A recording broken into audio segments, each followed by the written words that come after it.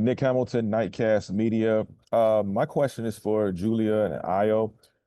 Can you talk just about the intensity in one of the scenes in the movie where uh, Ayo's character and Julia's character, when Julia revealed that she knew who Ayo's character was, as far as just wanting to be like her and crossing the line. Can you talk about just the intensity between those two, you two going line by line and really bringing life to that scene as well as those characters?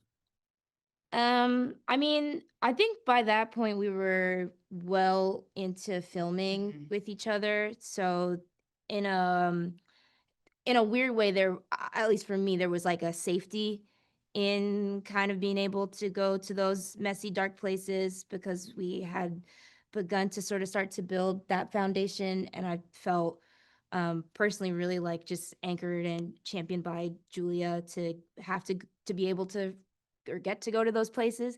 But if the scene is the scene that I think you're talking about with a little slap at the end of it, yes.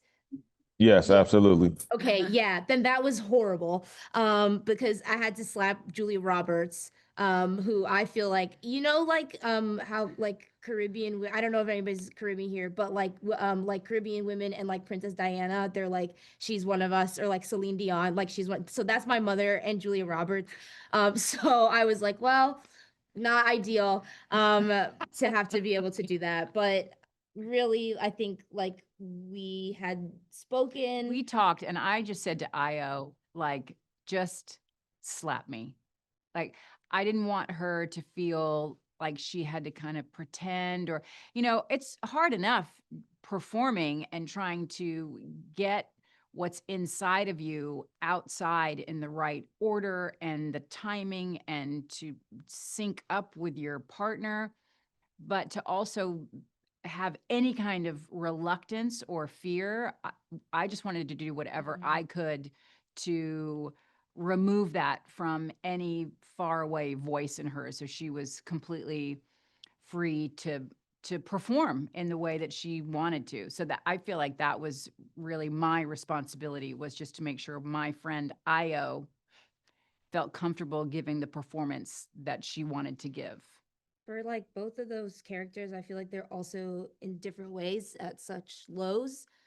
And so there's something that also, it's a bit like gratifying that you get to have a release of that. And I think for a lot of these characters, there's different things that they're suppressing for, for different reasons. But for Alma also to be calling out very specific things that I think Maggie doesn't want to even be thinking about, as far as how she relates to herself, her own identity, what she's hiding, what she's trying to project and sort of have envelop her in Alma, to have that come out. It's like it's very intense, but I'm glad that we were able to do it together. Mhm. Thank you so much. Dynamic film, by the way. Thank you. My name is Penny Malloy Harper from Pembroke TV. Thank you for the outstanding talent in this provocative film. We're introduced to many great characters, but in particular, Oma, Maggie, and Frederick. In your opinion, whose character evolves the most from the character that we first initially met and made assumptions about to the character that was revealed to us by the end of After the Hunt? Wow, that is a new and good question, Penny. Thank you. Wow. I mean, she said evolve. Yeah. You're I mean, but I feel Frederick is already quite evolved. Do you know what I Yes. mean? Is it okay if we knock you out Go ahead. elimination style? Sure. You mean to speak on it? You're evolved No, from the Oh. beginning. Yeah, I think so. I I think think Alma is the most unburdened by the end, because she has revealed something to Frederick, who is the center of her world. So I think in that regard, there's a big change. I don't know if it's evolution. Yeah. Uh, I would kind of, though, I think that type of unburdening might be more evolved. I feel like Maggie definitely has made a 180 by the end, by the last scene in the diner, like in terms of like appearance and how she carries herself, like who she associates with. But I don't know, and then I feel like I could see it either way, Mm. how internal that change is or how evolved it is. If it is really her finally accepting parts of her identity, like, you know, she's like, her hair is natural, she's wearing bright colors, she's not dressed like Alma, but is that another type of performance? Up for debate, up for debate. But yeah, Frederick got knocked out just because he already is more evolved. Sorry. No, no, no. Yeah, I agree. Thank you so much. Thank you. Hi, I'm Reggie Ponder, the real critic out of Chicago. And this film is intensely focused on high stakes ambition, but many of the characters' actions are rooted in deep emotional attachments that often look like love, or perhaps something like desire, devotion, or calculated admiration. For Alma, it feels like she is positioned as the intellectual and emotional center, desired by her student, admired by her colleagues, maybe a little bit more, and loved by her husband. I'm curious, and this is for Michael and Julia, what do you two believe this film ultimately says about love? Is it a study of how love becomes distorted by ambition, or does it suggest that the yearning for connection is the true hidden driver behind all the conflict? Amazing. What was These the? this is so great. I'm so excited right now. I had a friend say one time, if you want an interesting relationship, stay in one. Mm. And that is, I think, speaks so well to Alma and Frederick and how long they've been together and how truly deeply devoted they are to each other and how unconditional, particularly Frederick, he is unconditionally in love with his wife, as said by his wife. And I think that is, people are so taken with these two characters in a way that I hadn't really expected. Did you? Michael? No, no, not at all.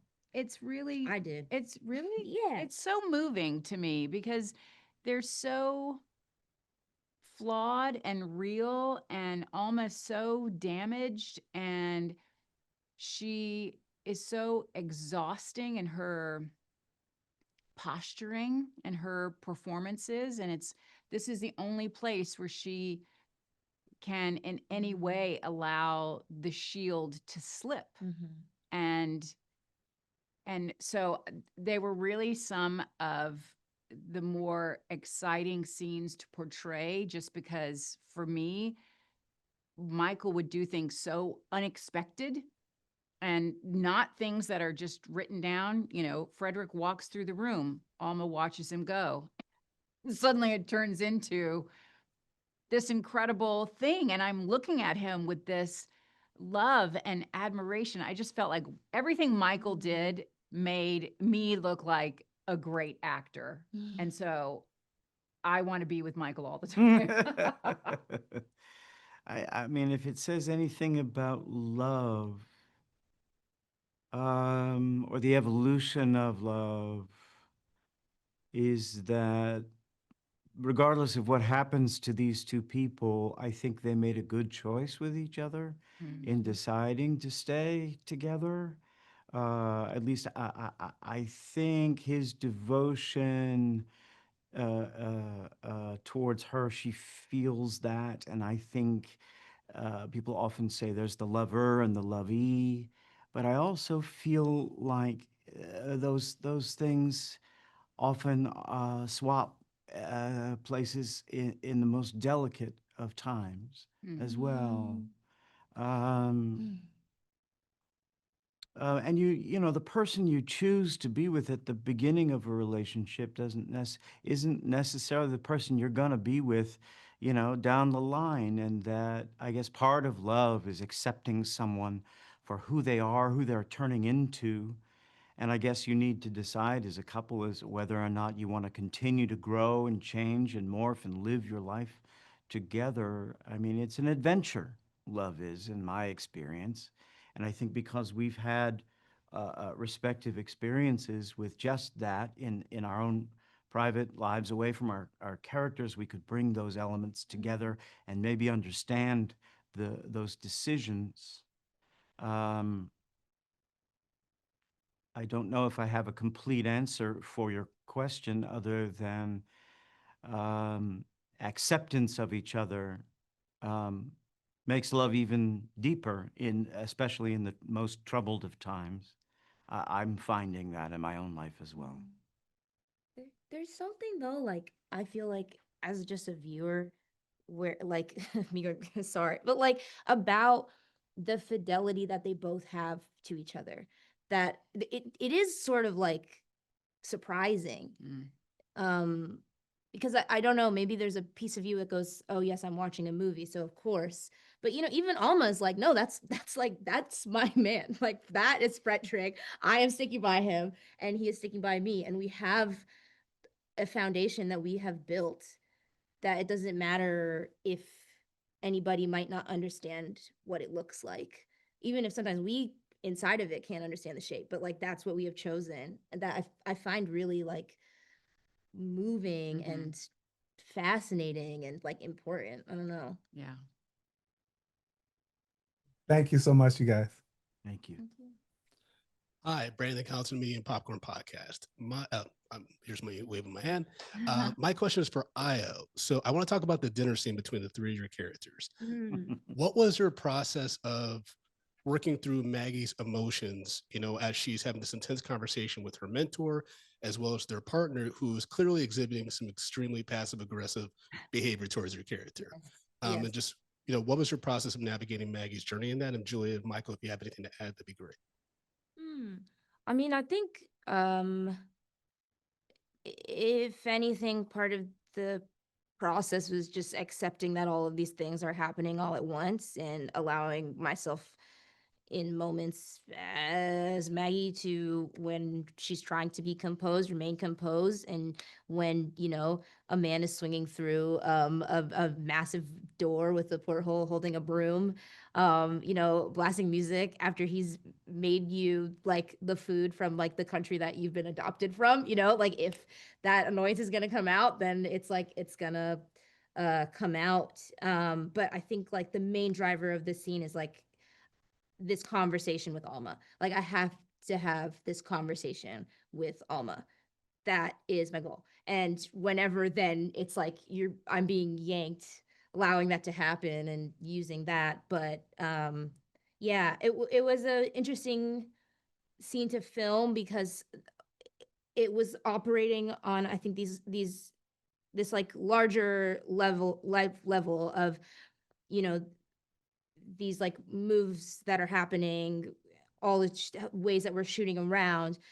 But there was also a lot of really intricate work that, you know, Luca's doing, where he's like just doing shots of our hands, you know, or like what we're eating or like what's happening on the table. So I think just sticking with each other to kind of keep track of all of that and just making sure that we're still all looking at each other in the eyes and creating this scene, this reality together.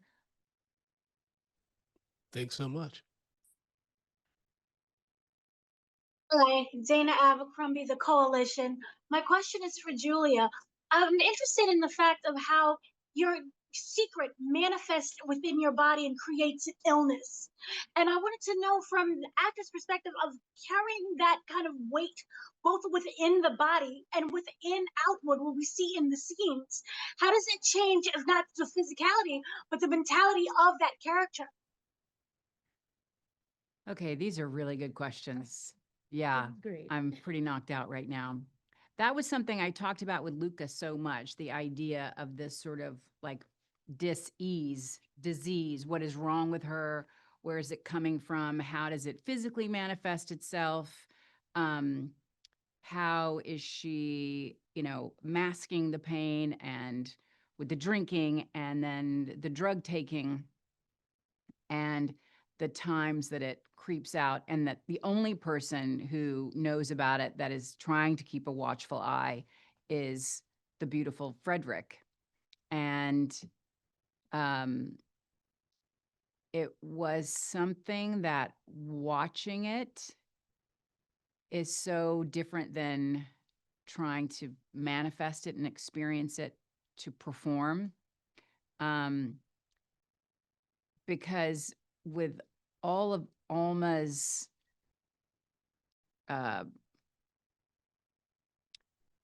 performance of this kind of perfect professor and mentor and wife, those are the times when she's crawling on the floor to the bathroom. That's the real person. That's the real vulnerable, sick, broken, damaged person who needs help. And that's only when she's by herself that you see that. So I love that scene with Michael in the hospital. And it was probably one of, for me, the hardest scenes to get right before we filmed it, just to get the dialogue just right, because it was a very long scene for a while. And that, as we went along, seemed less and less correct.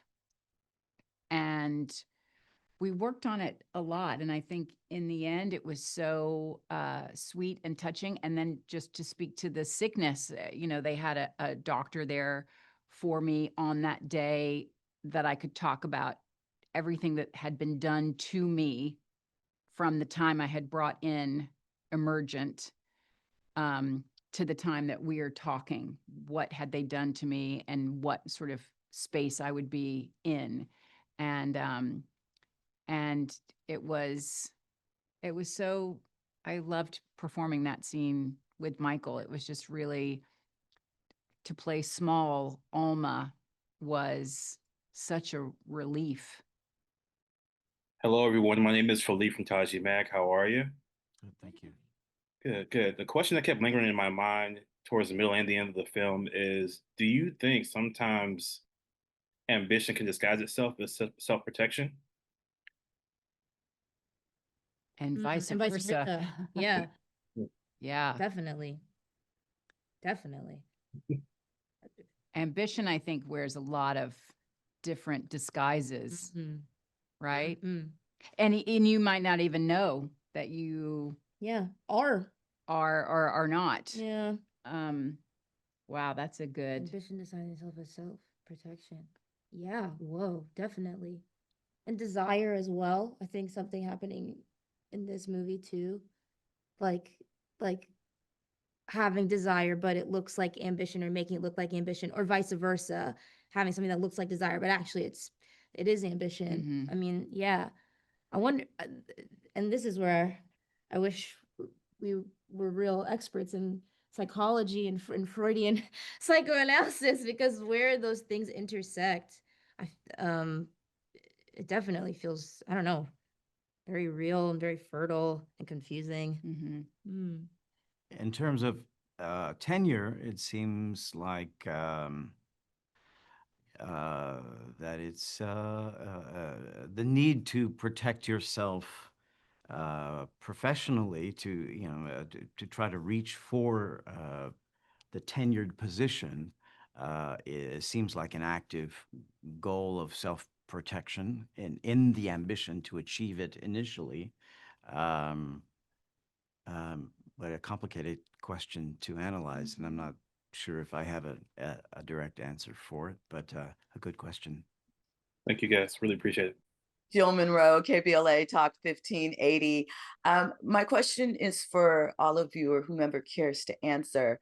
There's an interesting through line that I didn't know who I could trust outside of Frederick in watching this and sort of going through it.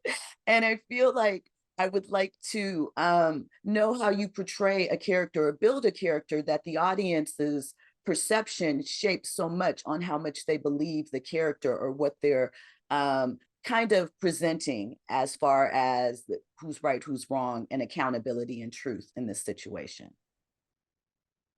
Well, for me, I think all you can do is present your character's truth in that moment.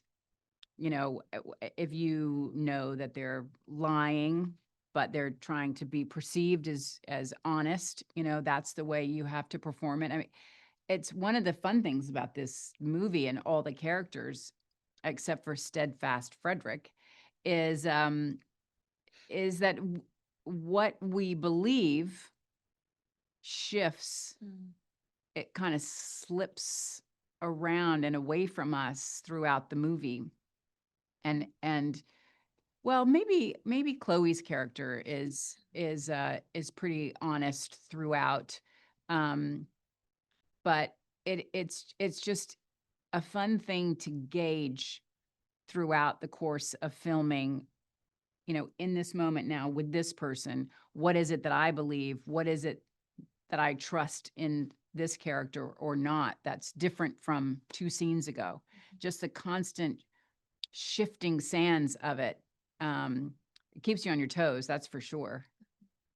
Yeah, I think also to what you're saying too, at a certain point, you can't concern yourself with it too much because then you're doing the character a disservice a bit. Like that's not how one would operate all the time in real life. Maybe on occasion, absolutely, but not always. When you're just like being present and in your body. And I do think for me as well, I just remember like having a conversation with Luca, where you're just like, okay, like just because somebody's a liar, you don't like them, doesn't mean they can't have a truth or be telling the truth. And I think that once that was really helpful for me, I think just in terms of freedom of performance and of truth and of lies as well. Thank you. You're steadfast. Hi, Nancy Green here. And first of all, I wanted to say that I really loved how Ayo and Julia, you handled that viral question. That was like really incredible. I thought just handling that. And so my question is, I wanted to know, playing these characters, and in this particular climate that we're in politically and socially, how was it playing the intensity there and also kind of dealing with that, like when you go out into the public and the assumptions that people make? I feel like it's like when we do something together. I mean, I'm now cribbing from you, Do it. but that's the job and that's the joy. And then obviously it's like there's almost like 3 projects. It's like the one that you read when you get it and you're going, oh wow, I have all these ideas, they're in my head, and I have all these questions, and oh, I wonder what this will look like. And then the thing that you do and you make together, and then that final piece that becomes yours, that's no longer ours. And I think that's just like the nature of the job and the kind of fun part of it also, where it's like, woohoo, 3 movies for one. But yeah, I mean, there's just for me like so much safety with these people, so much joy and exploration and excavation that I don't know, being able to do this with each other, that's what I remember filming, like I don't remember thinking about, oh, I wonder this or I wonder that. Like just being present with you all was what happened for me.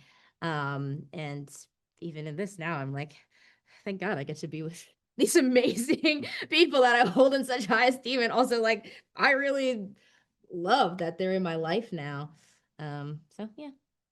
I actually said that when I got home from work last night at 20 minutes to midnight, Well, which is well past my second REM cycle. And 2 of my kids were home and came and sat with me for 10 minutes. And they were like, how are you doing, Mom? And I said, I am so lucky that I am locked in this room with no oxygen or proof of sunlight for 12 hours with people that I deeply adore, that I am so interested in what they say and their thoughts and musings on what we've all done together. It's just such a joy. And it really is sort of what is sustaining me through this version of service, because this is kind of our final service to these characters, is to sit here now as ourselves and present. So it's really interesting, and it's definitely, you know, taxing, but it keeps, you guys keep filling me back up. Mm. You know, just when I start to run out, then Ayo 45 minutes ago had me on the ground. She was slaying it. It was so good. And I just thought, yes, this is life. We are living our best lives right now. And it felt so good. True. That was amazing. Hi, I'm Michael Stuhlbarg from Washington, D.C. How are you doing? First, I just want to say, right here. First, I just want to say congratulations with this film. After the Hunt asked whether the past ever truly stays buried. Did making this film change the way you think about forgiveness and the weight of old secrets? There is, I said this yesterday, so forgive me, but just to have a Luca Guadagnino moment. There's a song that plays in this movie 7 times. One song, 7 different times. And it is a song that is about forgiveness and love. And talking to Luca about this film and about that musical choice is so illuminating, not only to the person he is, but the way that he wanted to put this movie together and portray these people in a way that's what the movie really is about to Luca, is about forgiving ourselves, forgiving each other, which I think holds hands with what you're talking about, which is listening, creating the space for having different opinions, having different frames of reference, and not holding you at arm's length for that, but saying, okay, so tell me more about that, because that's not at all how I see this situation. And then really accepting your answer. And as Luca says, the best part of life is when you change your mind. It's, As Andrew put it, you become broken in a way. It's sort of anytime you're learning something, who you were before breaks a little bit, and it grows into something else. Sorry to interrupt. no, that's well expressed. So, I mean, that's kind of the canvas that Luca had us working on and pulling us towards. And I think we are still learning the levels and the layers of what it's all about, which is pretty rad. I mean, Yeah. after the fact, maybe too late for what I was trying to accomplish, but it's still really cool. Yeah. It does feel like antithetical to like how we all live our lives right now. Mm. But I think maybe that's what's important about it too. And yeah, like something that I'll definitely, I hope to keep taking with me. Mm-hmm. Thank you so much, and congratulations with this film. Thank Thank you. you. All right. I'm Rebecca Ford. I'm from WCPT in Chicago. And for my question, I'd like to hear from all of you, but I'd perhaps like to start with Michael on it. One of the things in watching this movie, I realized that I approached it with a pretty formed point of view. And I think of these marketing press tours as the kind of things that the people say to you in the Q&As are a proxy for the kinds of things the audiences would say. So putting aside the Black Lives Matter lady in Venice, what kinds of things have really surprised you about what the questions have revealed about how people are thinking about or interpreting the film? Just that everyone comes to this film and to everything with their own experience and their own lens, and it's and when we get to talk about it and ask questions of each other, of you as well, we learn how diverse points of view are, and what it is that one person will see that another person will see altogether differently. which is wonderful. And in this case, the questions have been remarkable. Oftentimes, we'll get the same questions on press junkets over and over and over again.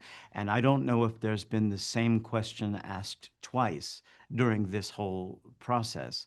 So primarily for me, it's understanding that how different we all are, how differently we absorb information, how important it is to listen to each other's perspectives, and maybe learn something about what we're putting into the world too. Because oftentimes best of intentions don't actually reflect what it is we put out there. I know that's the way it is when I see myself do anything. Most often, it's not reflected in the way that I hoped it would be. And that's hard because it's out there permanently as it is. Yet at the same time, I know what my intentions were. But to hear of your perspective makes me understand that that my job is all the more, I need to be better with what I do in order to reflect what I think might be the most responsible way to tell a story. But I love hearing different perspectives. It really, it makes all the difference, and reveals what it is we've made in ways we didn't know. I mean, I think for me, definitely what you just said about this press tour, especially this leg, it's been so illuminating and so exciting and so invigorating. And like really we've just been getting such thoughtful, interesting, intelligent questions. That's not me like blowing smoke anywhere, but like really we've been having really stimulating conversations, and I feel like then we take it and we're having really stimulating conversations, and we made the thing, we were there. And all these new facets of information, new angles, they're just being revealed to us, and it's been really exciting. And I think for me, I'm like, yeah, we can do that. We can do that, all of us. Like we can do that every day if we want. Well, maybe not every day. Sometimes you might need an episode of Real Housewives to de-stress. It's a lot thinking, but like we can, like you were just saying, we can create space for gray. We can create space for nuance. We can create space for silence and just like listening to each other and ruminating on something, and space for change also. In ourselves, in each other. That I think is something that I've been really pleasantly surprised by.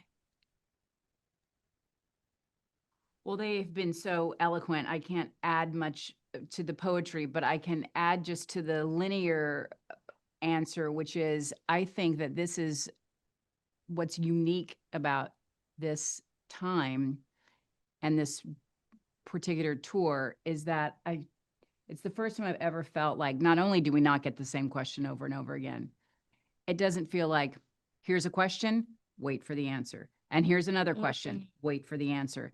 It feels very conversational, and it feels very much like we get asked a question, and based on what we say, interesting, and what about this then? So there's really this kind of beautiful back and forth, as opposed to feeling like we're good little soldiers sitting here, filling in the blank. And it's also the first time I've never been asked anything about skincare, what I eat for breakfast, what kind of yoga do I do, or anything about my kids. All right. Thanks so much.